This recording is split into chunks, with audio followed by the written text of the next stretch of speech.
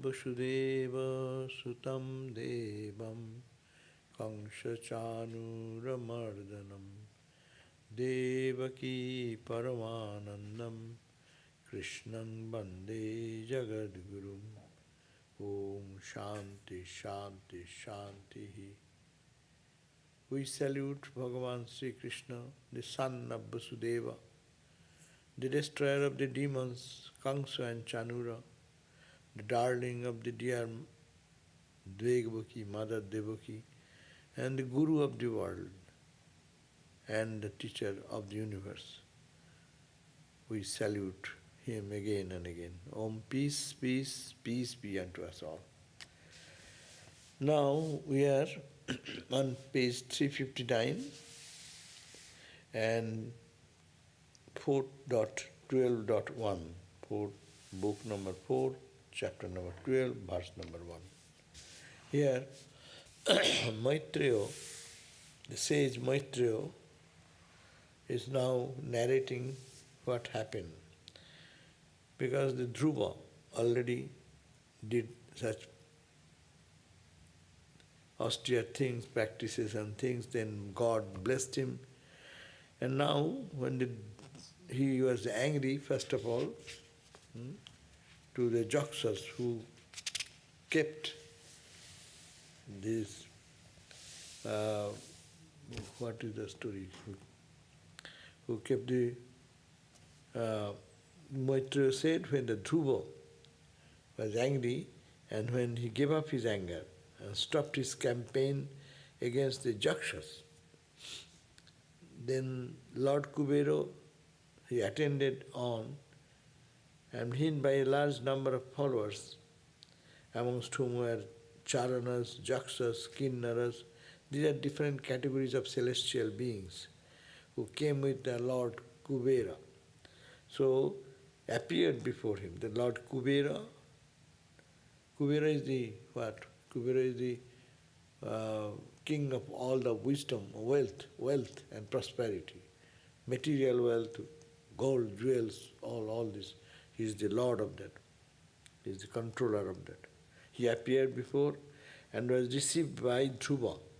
And seeing that he came into the vision, then Dhruva was very respectful and saluted. He saluted the Kubera, the lord of all wealth and prosperity. Kubera then said to this Dhruva, said, "Hail unto you, you scion of a Kshatriya family. You are so great born in the family of the warrior family. Hail unto you. Pure one, you are very pure. I am much pleased with you, for on the advice of your guardian grandfather, Narada, you have dispelled from your heart the enmity, which is very difficult to do. You have not killed the Jaksas, nor have the Jaksas have killed your brother. You are angry because your brother was killed by the Jaksas, but don't blame the Jaksas for killing, and not blame that your brother has been killed. So neither it is brother's fault, neither it is Jaksas' fault. The cause of birth and death of all creature is verily the Lord in the form of time. No? Who is the controller of everything? Time. Click, click, click, click, click, click, click. So this is the controller of our all life. Every event is coming, every event is passing away, new situation is coming, death, birth, decay, everything is happening. Don't blame that Jaksas have done something wrong with your brother, or your brother was killed. These things does not make any sense. It is for a wise person to think time is the killer of everything. In time everything happening. So in time it will happen. Accept it. So it is by identification with the body. And how identification comes? Because of the ignorance. that man entertains the false distinction, like I and you. And it is as false as dream. It is as false as dream. It is the cause of bondage and suffering. You are thinking of bondage, suffering. Nothing has happened. You are dreaming, a big dream. See, high Vedanta, in any advice it comes, whether it is a bhakti or jnana, this book is replete with Vedanta, telling the ultimate truth. Don't blame anyone. Things are happening in time. You blame because you did it to me. I did it to you. Sorry. I can forgive. I cannot forget you. I cannot forgive you. All these words for ignorant people thinking I am the doer. I did this. But it is none does anything. It is the time does everything. It is false. It is as false as dream experience. And that is the cause of your bondage or your suffering. O Dhruva, may God befall you, good befall you. You may depart now to be free from samsara. Worship the Lord as the soul of all and as the all-inclusive form, as one worthy of worship by all, who is of his Atma Maya, his power in both activity and in rest. So God in his power of Maya, his own created Maya, has created this universe. So you now, instead of blaming anyone or cursing or killing someone, go back and take refuge in the Lord, by whose will this birth, death, decay, all thing is going on, and the time is clicking. That's why Shiva is called Kala, Mahakala, great time. In every event is happening in time. Mahakala is the great God. That is in his eternal stand, that time is devouring everything, coming into creation, again getting dissolved, again coming up, this whole creation again and again, moving round and round in the truth. O son of Uttanupada, and here father was Uttanupada. So, whatever boon you want, you may ask of me without hesitation. You are a fit recipient for my boon. For we understand that you are a very intimate devotee of Lord Vishnu. So we ask whatever you want. So Maitra then said, induced in this way by Kubera to ask for a boon, Dhruva, the high-souled and intensely devoted to the Lord that he was, prayed. What he prayed? Prayed for unbroken remembrance of the Lord Hari. See? God blessed him. What you want I will give. Ordinary people will ask what? Give me money, give me wealth, because you're the Lord of wealth. No? Give me the whole room full of gems and jewels. No? But he said, he is so pure, he understood it, and he said, give me, prayed for, he only prayed, give me, that I don't forget God at any point of time. Unbroken remembrance of the Lord Hari. That much I want, nothing else. Everything becomes secondary. For through his remembrance, men easily cross the darkness of ignorance. So, we have to cross the ignorance, ocean of ignorance. Only remembering God is the only medicine. All trouble goes away really when one thinks of God intensely. Problem does not bother because it is happening in the material world. If the mind is kept in God, what problem will trouble anyone? Physically they get so much, things may go, disaster may go through the body. But a devotee whose mind is constant remembrance of God, nothing bothers him, nothing touches him. Granting this boon with great joy, then Kubera suddenly disappeared. Disappeared from the sight of Dhruva, departing for his own abode. Dhruva too then returned back after getting this vision and these blessings and instruction. So he didn't ask for money, wealth, anything. He said, give me, bless me, so that I can remember the Lord Mahavishnu, Narayana, all the time, day and night and constant remembrance of him. Now Dhruva,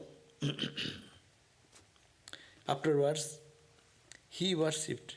He came back, Dhruva came back to the city, his own kingdom, and afterwards he started worshipping the Lord Vishnu Narayana.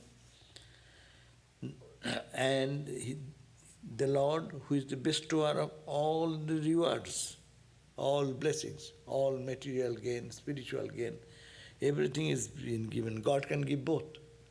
Who wants material thing, God can give the material thing. Who wants spiritual thing, they can get spirituality. So, this is Chundi, that example of Chundi, Maha, what is it called? What is that? Maha? Chundi is another name is what? Chundi is another, not Chundi book. What is the another name? Durga Saptasuti. Yeah? The 700 verses of Mother's praise. No? So there we find that the two people, king and the businessman, those who do worship, and ultimately one got kingdom back. He wanted kingdom. After another said, I don't want anything, I want you only. So remain in my constant awareness. So here also, this Dhruva, then after worship, came back to the city, in palace, and he worshipped Mahavishnu. The Mahavishnu, who is the Mahavishnu? The Lord of all sacrifice, and the bestower of the rewards. You do this sacrifice and get the boon.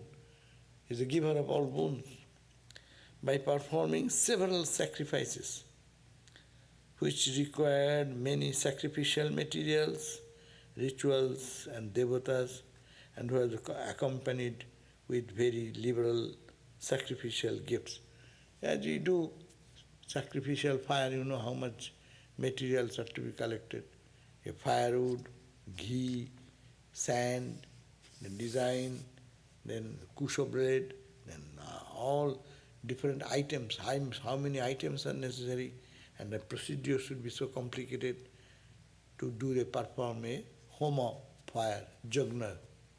So he's saying that he engaged in performing a big jagna, and which need many sacrificial materials, which need many rituals, and devas means the priests. Many priests are needed. In Vedic rituals, if you go, there will be maybe 108 priests working at a time. What we do out of devotion, so our thing is very simple. But they are very complicated. So Vedic rituals are very deep. So Dhruva then performed all the rituals, all the gods, all the priests were there, were accompanied by very liberal sacrificial. After that, if you do such thing, you have to give gifts. That is called, whenever the Brahmins perform some rituals, after rituals they give some gift. Feeding of the people. That's why that tradition still continues. When we have special puja and anything, we feed people. Feeding people came from that. You do a part of the ritual of the homa fire.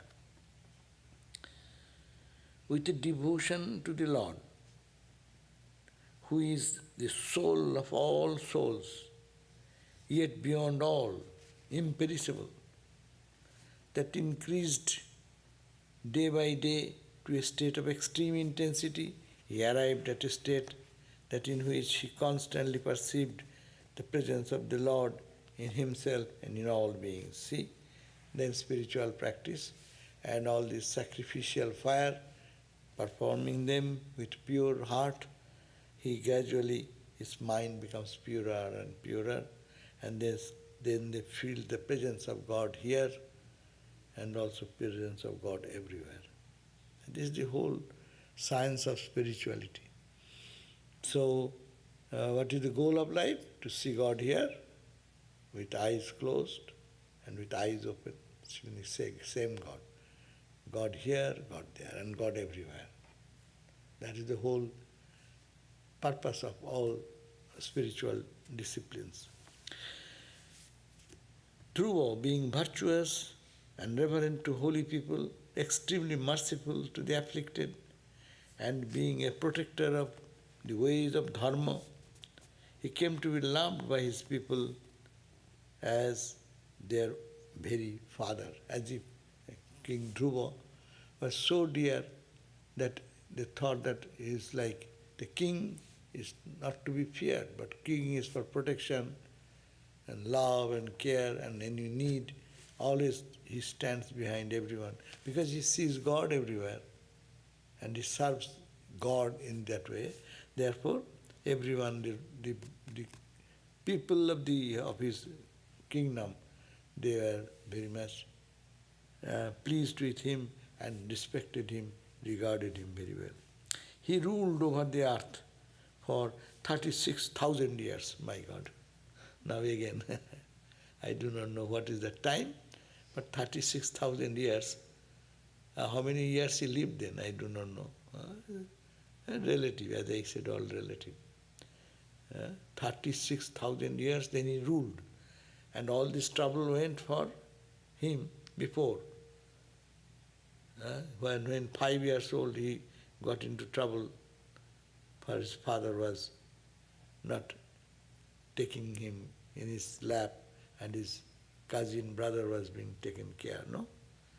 And then he did austerities and this and that, and then again he became king, and then again fought, and again Jaksha gave the blessings, and Jaksa's blessing they started again practice of sacrificial fire, etc.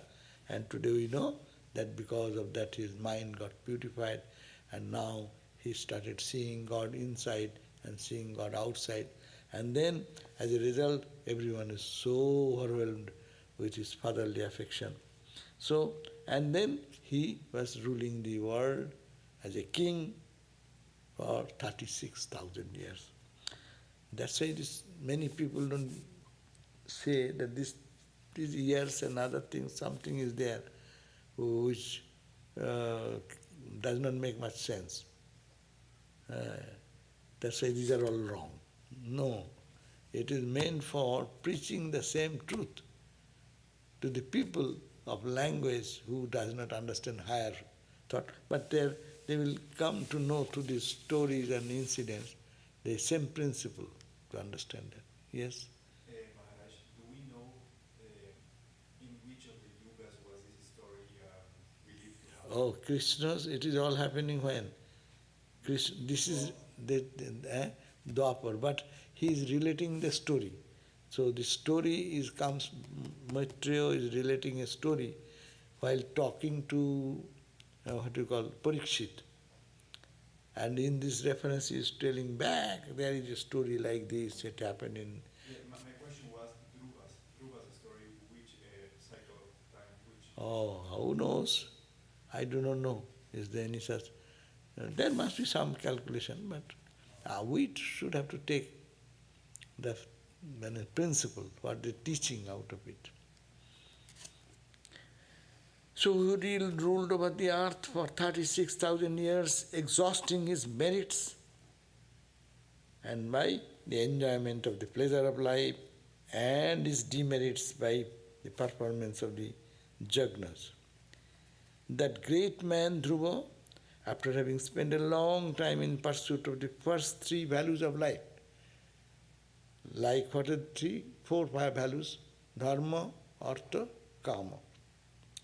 So, spending these 3 pursuits of life, leading a dharmic life, then Artha, getting all prosperity, wealth, kingdom, he is the monarch. Meaningful life. Meaningful. And then, lastly, fulfilling all the pleasures and of which life can give, enjoyed that with perfect control now. With that, now perfect control over the senses, installed his son on the throne as the reigning monarch. No? He made his son to rule the kingdom.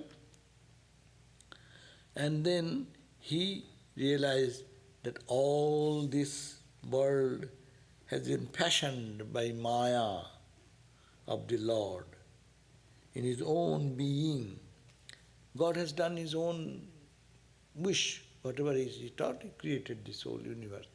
It is not true, he is the truth. Magician is not true. No, magician is true, not the magic. Magic is an appearance.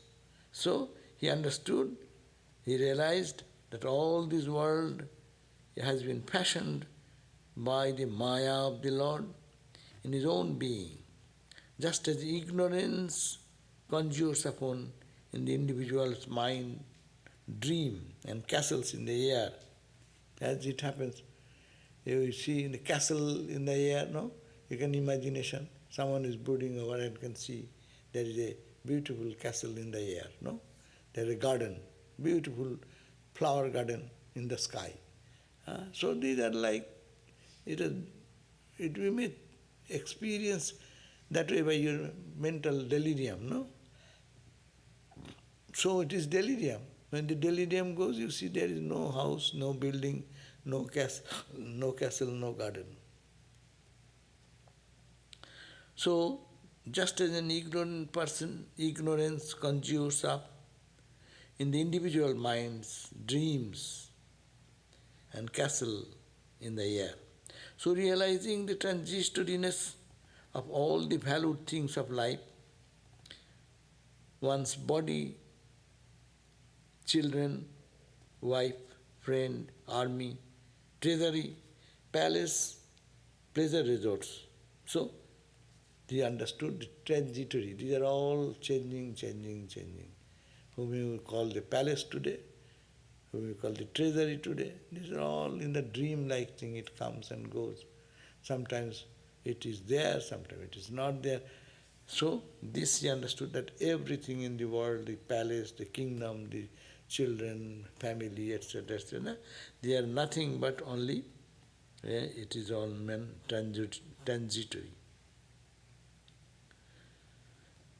This and pleasure resort, the sea-girt empire, he abandoned them all and went into Badarika Ashram. Badarika Ashram, 4 holy places, and Gangotri, Yamunotri, Kedarnath, Badrinath, and the 4 Himalayan great, it's called Char Dham, 4 divine abodes. There are these, he then went to the Badarika Ashram. That means Kedar is Shiva's place, Badarika Ashram is the place of Narayana Vishnu, Lord Vishnu's place. So he then gave up all his wealth, prosperity, money, and friends, relatives, kingdom, bestowing on his son. Then he went on. That is the tradition of India. A king will also give up everything at a time and just walk in the Himalayas, up in the Himalayas, in some solitude place, and go do the austerities. The greatness of the country. We never hear in any other country that a king or an emperor, when becoming above 75 or around that period, all this wealth and prosperity and kingdom, his army, his power, his everything, and becoming a street beggar and going to the Himalayas. You can find a own story. Even in dream you can find a story like that they are going to renounce everything and for God they are moving into the Himalayas. Even now you go to, it is very difficult to go to the Badrinath, and this landslide starts, when mudslide starts, no? And still narrow road, bus running like that, it falls into the gorge, then it's done. So even today, and what talking about 36,000 years or how many years, God knows, before. So it was austerity. So he gave up everything, Dhruva, and went on. Bathing there, there is the flowing, the river Ganga, it's called Alakananda. It's a name, beautiful name, Alakananda. So bathing there in the Alakananda, purifying the mind by the observance of Yama and Niyama, this Raja Yoga. What we always think that our spiritual sadhana, we talk about Patanjali's yoga philosophy. So he followed the Patanjali's yoga philosophy. He went Yama and Niyama. Yama Niyama, you know, what is Yama Niyama? It's for our own practice every day. Ahimsa, non-injury. Truthfulness, non-stealing. Ahimsa, brahmacharya, celibacy. And then non-aparigraha, non-receiving gift. So he now again started practicing all these disciplines. And then niyama, following saucha, suchita, cleanliness of the body and mind, saucha. Santos, okay, I am now in the Himalayas, I was the king, what that matter? That's okay.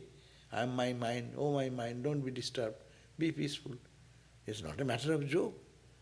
You spend your 75 years of life with luxury and kingly palace and all these things. Now you are renouncing everything and going into the Himalayas.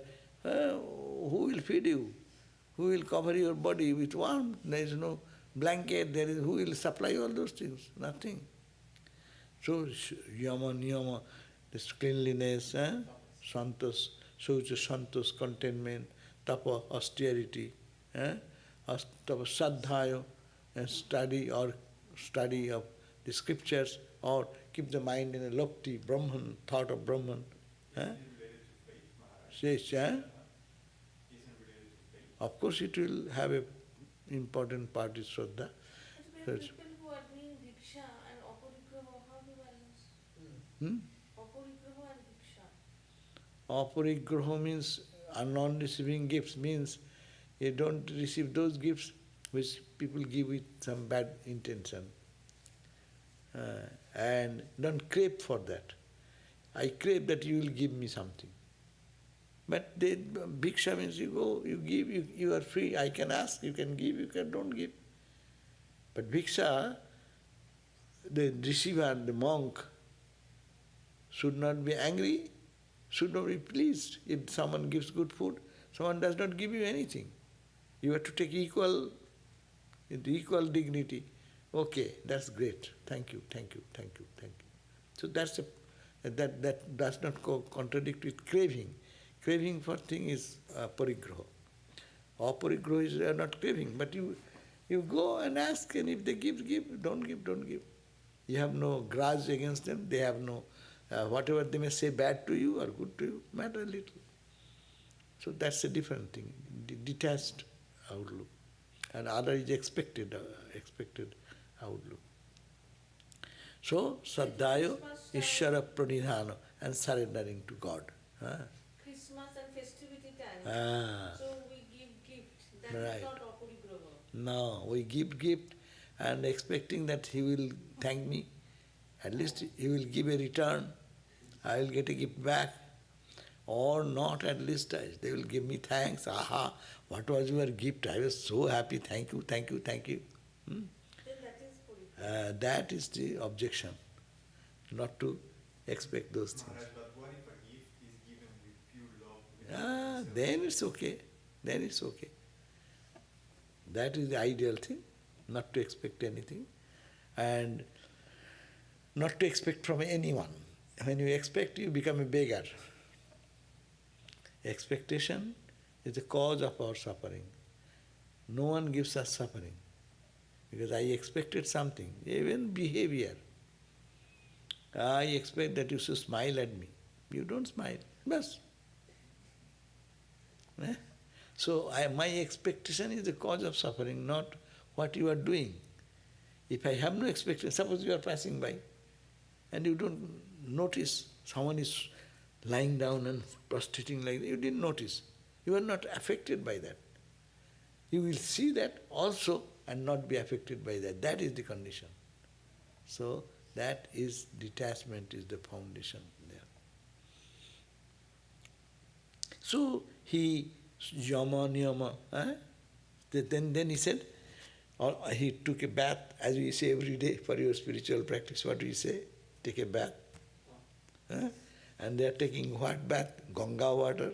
Alokananda is the heavenly river. We can consider Alokananda river. That means we take a bath. Here is the first point, bath. And then purifying the mind by observance of yama and niyama. That's a everyday life. Those who are spiritual people, they live a controlled life of senses and the situation. And mastering the steady sitting posture, asana. No? See how we even continue in our day-to-day practice. You all remember? All of you? Yes. Yama niyama asana, steady posture. You sit. How to steady posture? Just sit like our Ye does for a long time without movement, nothing. See, we saw that Swami came, Tagananda, Boston Swami, used to sit. Sahananda Maharaj used to sit. No bending, no this. So that's why definition is that Thiram Sukhamahasanam. Asana means the sit, posture is such. Sthiram, steadily, not moving. This way, that way, not trouble this way. Sthiram, Sukham. Very, very happy being in that posture. You can sit for hours and hours and hours together. That's called the asana. So here is so they are doing all the sitting posture, mastering a steady sitting posture. Yeah. That means he spend time again to be steady in posture. We all meditate, but few of us can do any steady posture. And as you become old, it will be more difficult. So leg will hurt, then back will hurt, then it goes down normally. But the practice when you are young, steady posture, that will carry on. Maharaj, I think that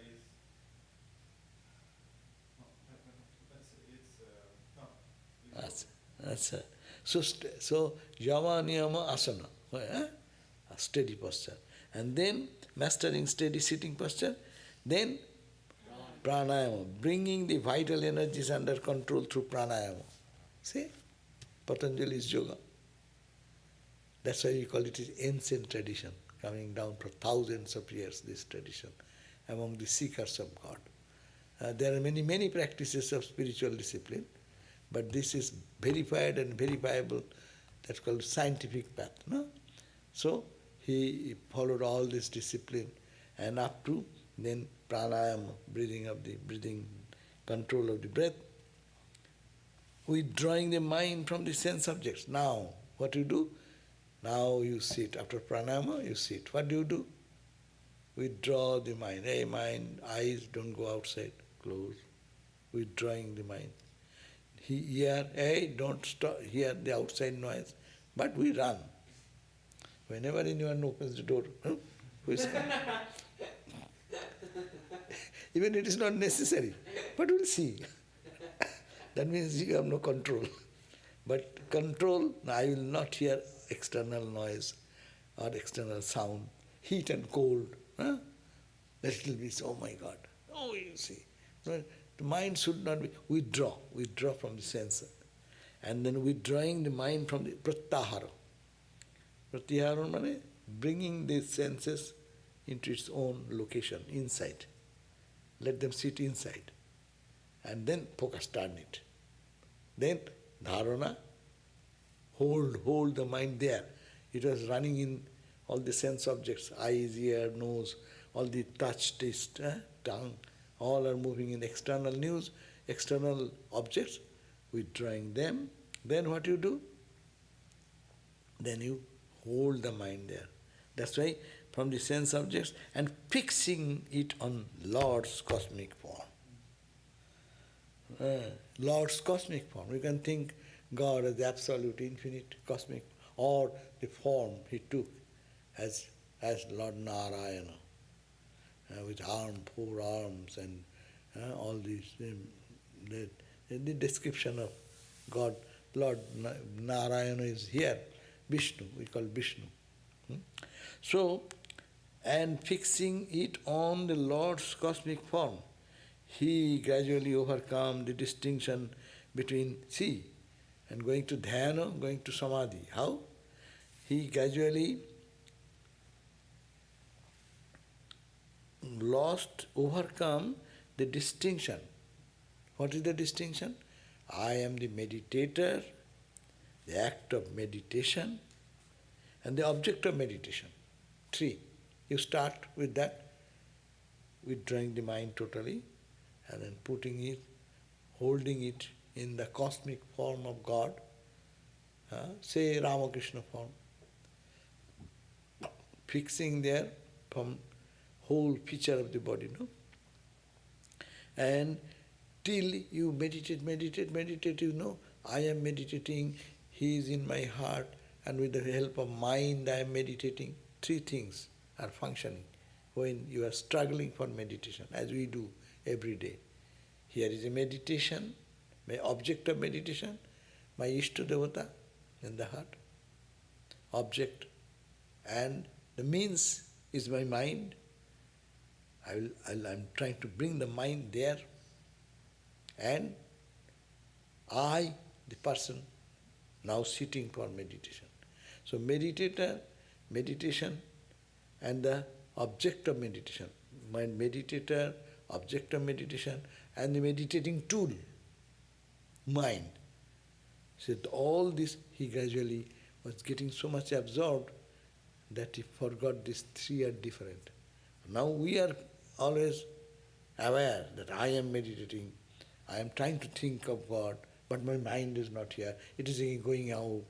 This is our condition. He practiced and practiced and practiced in such a way that the distinction between the 3, meditator, meditation, and the object of meditating tool, that is the mind, pure mind, and it becomes so much pure that this distinction lost.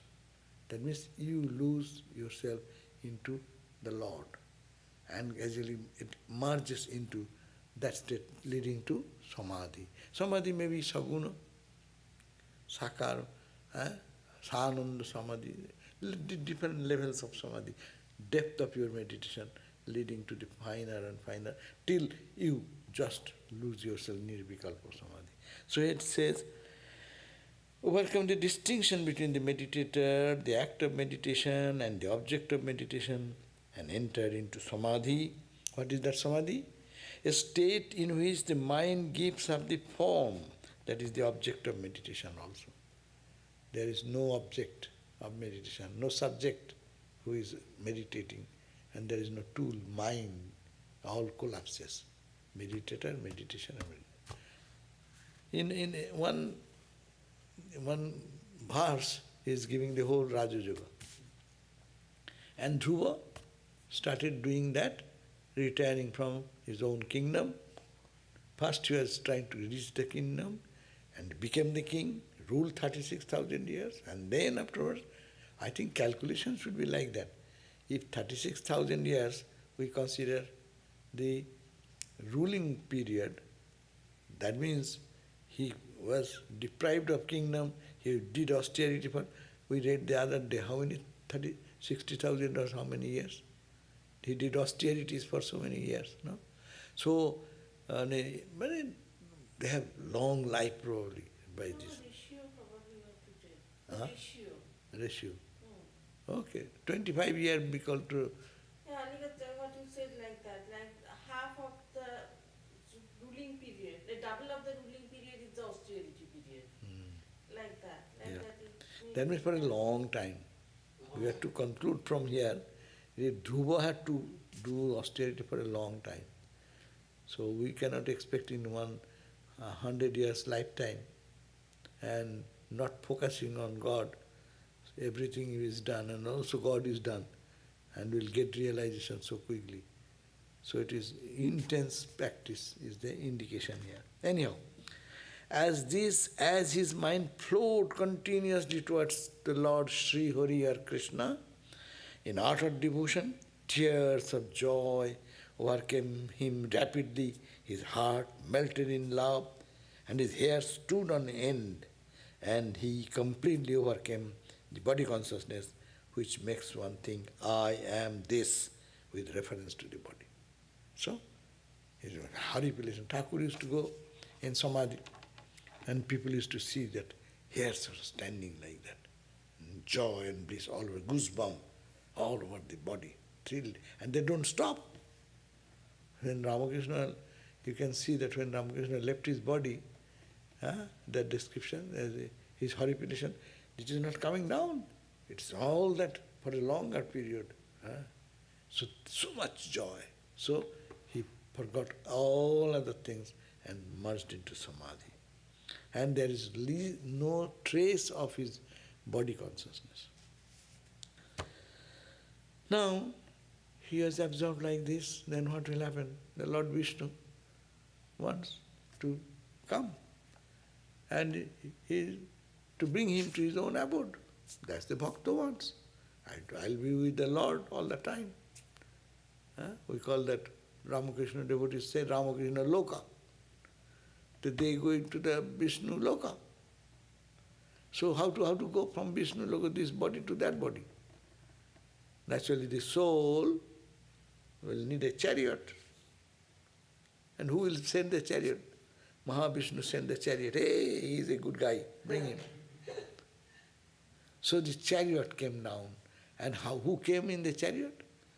Looking like, in this, they are all like Vishnu, part of Lord Vishnu, Narayana's part. So they look like them, as if they are Lord. They are not ordinary people, they are so pure people, they live and think day and night of Narayana, they become like Narayana. So those emissaries, that's why Dhruva now saw an aerial vehicle, Vimano. That's called, now it is called aircraft. Actually, that is the sound in Sanskrit, it's called Viman. And we think that we have invented this aircraft. In early days, there was aircraft. UFO, Maharaj? UFO. UFO. So, aerial vehicle Vimano descended from the skies. No? It landed on the sky. It illumining all the quarters like the moon. It's a divine airplane. No, not this, our Southwest Airlines. Even then, or our Air Canada or Alaska, and when the sky, you see when the sun's light fall, it's like so bright and brilliant. No, sometimes you say, my God, it is so bright. So that type of Vimano, or the vehicle, the aerial vehicle, illumining all the quarters like the moon. In the aerial vehicle, there were seated two celestials of importance. Two people are greeting the soul of Dhruva to be taken to the Lord's abode. No? This is the way the body goes, and we always see that emissaries are sent. No? Bad emissaries come, die, go to hell. But you did all these wrong things. Chalo. And so good emissaries say, oh sir, you did so much good job. Please, please, please come to heaven. No. So the good emissaries have come. So all in the aerial vehicle were seated two celestials of importance. They were blue in complexion. They look like Lord Krishna, Lord Narayana. Four-armed. They also have four-armed. And youthful, look always beautiful, bright, lotus-eyed, armed with maces, and bedecked with diadem, pearl, necklace, armbands, and beautiful earrings. So, and now only we pierce the ear. No, they used to pierce the ear also. And so they are using diadem and gold and jewelry, all this. Because there are Lord Vishnu's, so emissaries, no? See, they almost look like Vishnu. Shiva's emissaries? Shiva, like Shiva, Like Bhutaganas. Bhutagana. But Shiva didn't look like Bhuta. Shiva looked beautiful, Ah. but his people are so bad looking. But we do not know real Bhutas of Shiva, how they look. Bhuta means ghosts. Bhuta means beings. Bhudhatu, Bhuta. Anyhow, and the description, what it says, that these two were beautifully, his arm, his bracelet with gold and jewel and this and that, almost like Lord Narayana has come. Recognizing them, now the Dhruva could recognize them because mind was so pure. Even if it is something comes here in the subtle level, I don't see, physical eye can see this much. It's a pure spiritual eye will see the different things. So, the leading emissaries of the Mahavishnu recognized them. He recognized them to be the leading emissaries of the Mahavishnu of holy fame. Dhruva got up in haste, forgetting all formalities, and stood before them with joined palms, repeating the Lord's name continuously. He saw this wonderful chariot has come, and two emissaries looking like almost like Vishnu and Narayana, so appeared before him, and seeing that, he was overwhelmed and he stood up and with reverence bowed down. Sunanda and Nanda, who were trusted emissaries of the Lord, they are the two names of two holy people who were so fortunate to live with Lord Narayana as their messenger, emissaries.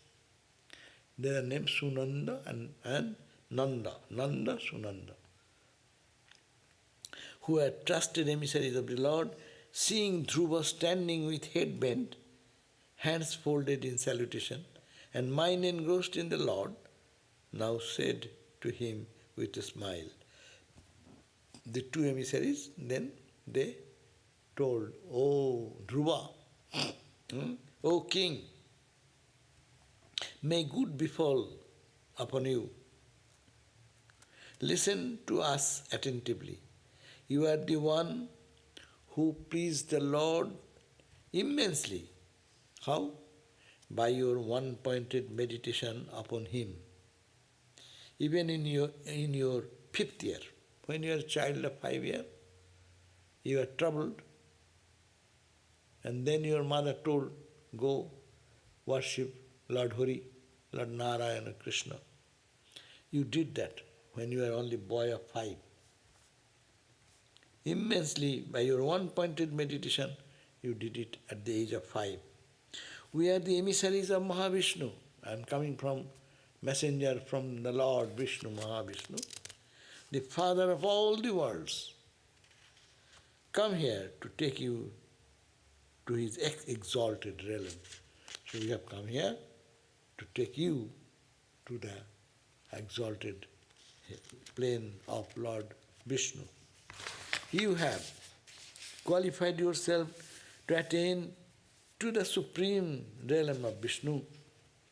Even the 7 sages, Saptarishis, are unable to attain it, must stand far away saluting it. All the celestial luminaries, what are the celestial luminaries? The sun, the moon, moons. Yes, see, they have the idea, not one sun. That's why it says suns, the moons, the planets. How far was their real knowledge also?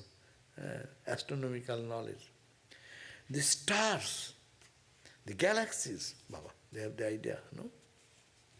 Etc. all move about, circumambulating it, the Lord Vishnu. They are all rotating around him. It is his will. No? All this, you see the movement of the galaxies and stars all in the, mostly in the, what you call ecliptic orbit. And who is center of the orbit? God. He's saying this Mahavishnu is such a... And you worshipped him even when he was in the age of 5. And then now you did again worship one-pointedness. And forgetting about your body, mind, everything, you have thought of him and him. Therefore, we have come to take you to the Mahavishnu's abode. You are welcome to the supreme realm of Mahavishnu, which is adored by all, which neither your father nor your grandfather nor the other great men could attain. In your family history, no one could attain to this sphere of existence, no? Please step into this aerial vehicle which the Supreme Lord Himself has sent. He has ordered us to bring you to His abode, so please step into the aerial. So this is like the journey of the soul after death, no? Moving into the realm of the lights, sun, moon, stars, galaxies, all light.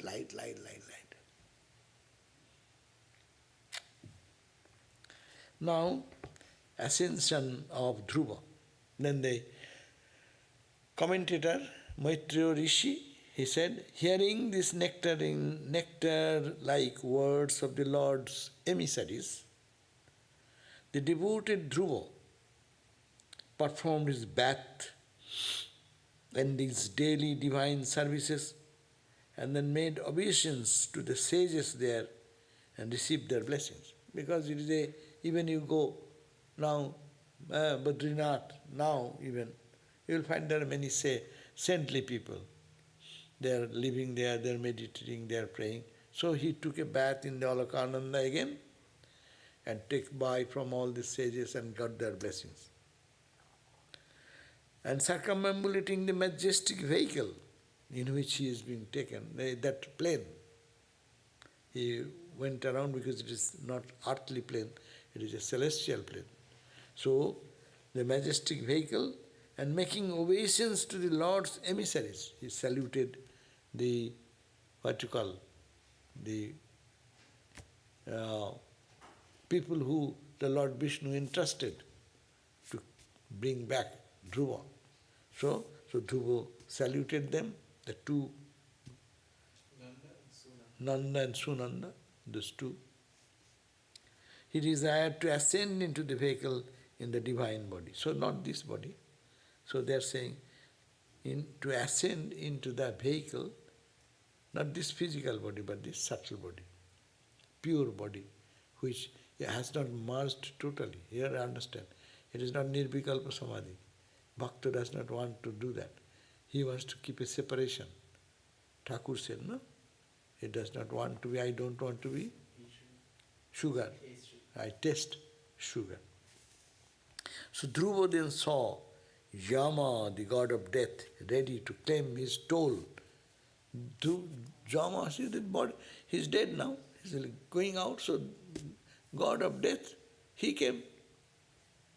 And he's going away, leaving me.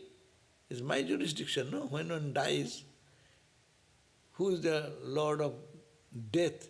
Lord of death will be taking care of us, no? He is going to Lord Vishnu, what is the matter? So he came and ready to claim his toll, but Dhruva ascended the aerial vehicle using the head of death as a stepping stone.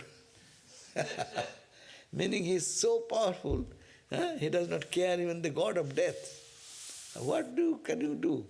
I am called by the Lord. Death has no access there. It is symbolic words, these are, you can understand, that death has control over those people who are not realized. But those who have realized God, have their vision, death has no control. There is a song, Maran, O death, what fear you do show to me. I have conquered death because I took refuge in Mrityunjay Shiv, the Lord Shiva, who is deathless. I have taken refuge in. It's a Shiva song. But same thing here. Then there arose this, when the people read that the Dhruva then stepped his foot on the head of the god of death, then they will say Vishnu, Vishnu, this is Vishnu devotees. And then others are nothing. See, Vishnu devotee, if you can really step over the head of a death, god of death. So they become what you call the dogmatic. People, there is a chance of that.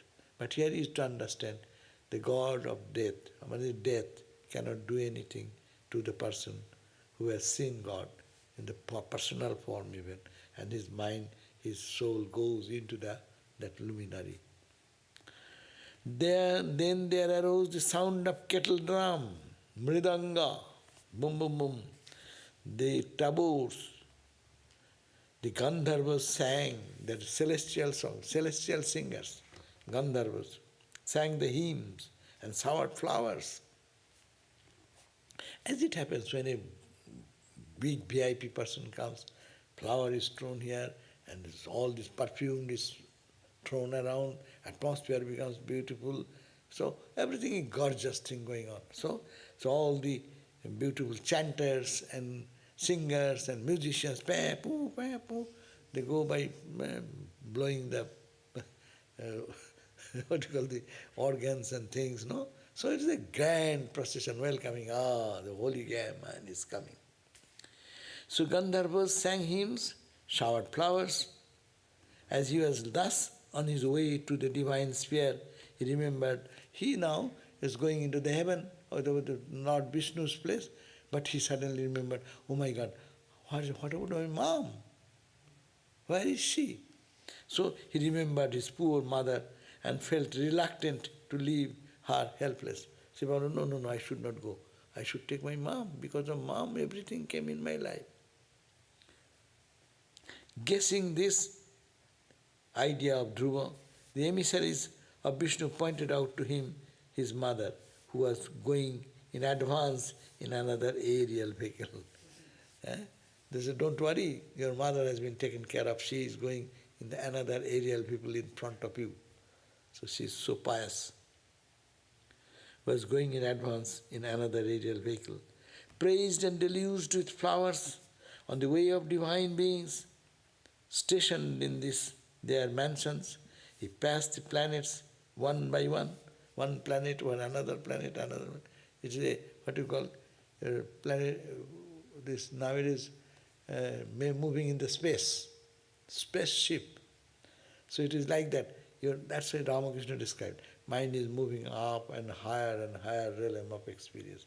Gods and goddesses and angels and these, they are crossing them their level, going higher. Even the angels and goddess cannot enter there. So mind soars up. He passed the planets one by one. Speeding in the aerial vehicle, he transcended the three worlds. Three worlds means Bhur, Bhuva, Swa. Bhulok, this earth planet. Bhuva, interspace. And Swa, the Swarga, heaven.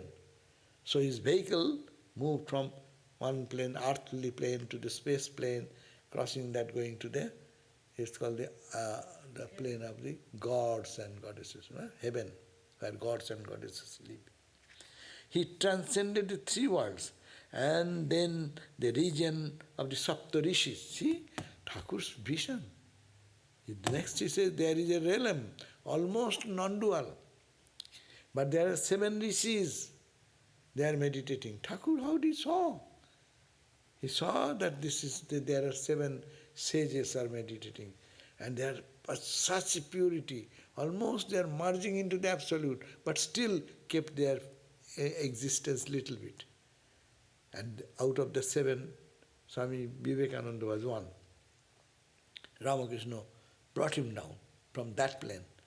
So that's why Saptarshis, and attain to the realm of Vishnu, from which one cannot never fall. So you can cross that level also, and then it is the Vishnu law. That is the Vishnu means absolute. It is with the reflection of the luminosity of that realm of the Vishnu that other regions shine. He shining, everything shines. See how Vedanta is percolated in the Puranas. His mind is going up in a high plane, almost merging into the absolute, but couldn't, then went back, and he found that light what is that absolute, what is called Narayana or Vishnu, that personification, but there is no personification, person is gone. And that light, he said, it is with the reflection of the luminosity of that realm of Vishnu that other regions are all shining, reflected lights. No one who oppresses other beings attains to it, while those who do good reach there. Those are the peaceful at heart, even-sighted, pure, benevolent to all, and who look upon Him, God, as their only friend and relative, attain to this state easily. So devotees who love God, they can actually attain to this flight, which is very difficult to attain by others. Thus, Dhruva, the son of Uttanapada, and the great devotee of the Lord, became the crest jewel of the three worlds. People adore him because he crossed this earth, the space, and the heavenly abode, and transcended that. That's why he is the crest jewel. The great circle of celestial luminaries are attached to Dhruva, the pole star. But that's why there is a name of the star which is called pole star. Pole star, it does not change, move. It is there all the time, through all the years, all the ages. And go round and round him like a vigorous team of oxen yoked to an oil mill. That means Dhruva's glory. Dhruva went to that plane, and this is the plane of the Mahavishnu, and then the whole other universe is rotating around, centering around that. Realizing the greatness of Dhruva, this says Narada recited 3 verses about it to the accompaniment of his Veena at the celestial festival conducted by the Prachetas. So, Narada is all the time there. He never dies. So he is still there. And he actually, the Dhruva's glory, he manifested in this way, realizing the greatness of Dhruva. This says Narada, then he recited 3 verses, and that will be read on the glory of Dhruva in 3 verses next day. Okay? Om Shanti, Shanti, Shanti, Harihi Om Tat Sat, Sri Ram Krishna Arpanam Astu. 40, we end it. 4th chapter, 4th book, 4.12.40, 40. Lord, why don't the Sapta Rishis want to merge? That is their choice. They want to enjoy. If you merge, there is no enjoyer, enjoyable. So you have to enjoy that. Those who have the desire to enjoy. And that's not ordinary enjoyment. We do not know what is that joy.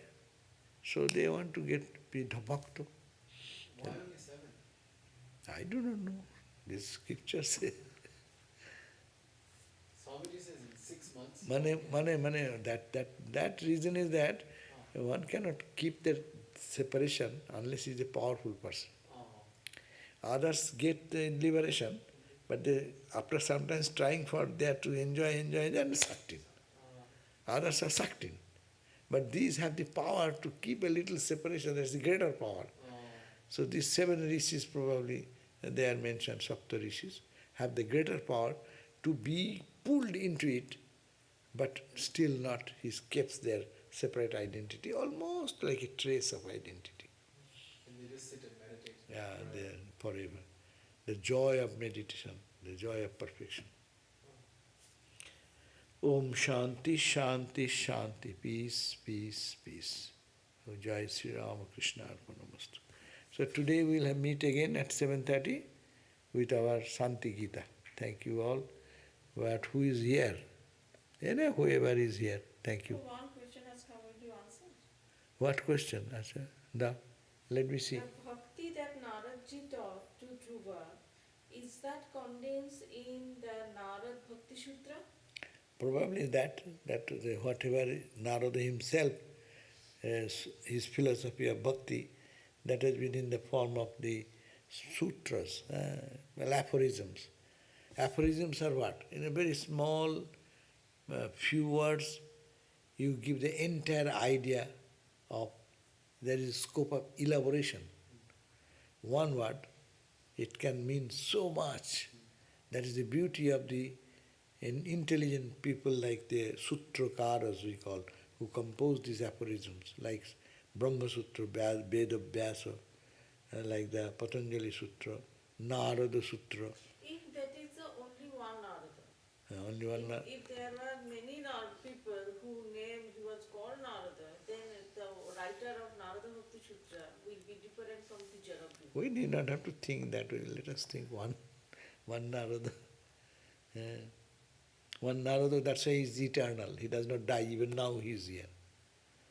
Narada was, in a subtle way, appears certain, and he is always, that's why in the three period of time, so long creation is there, past, present, future, Narada is there, and appearing before the noble soul and inspiring them to realize God.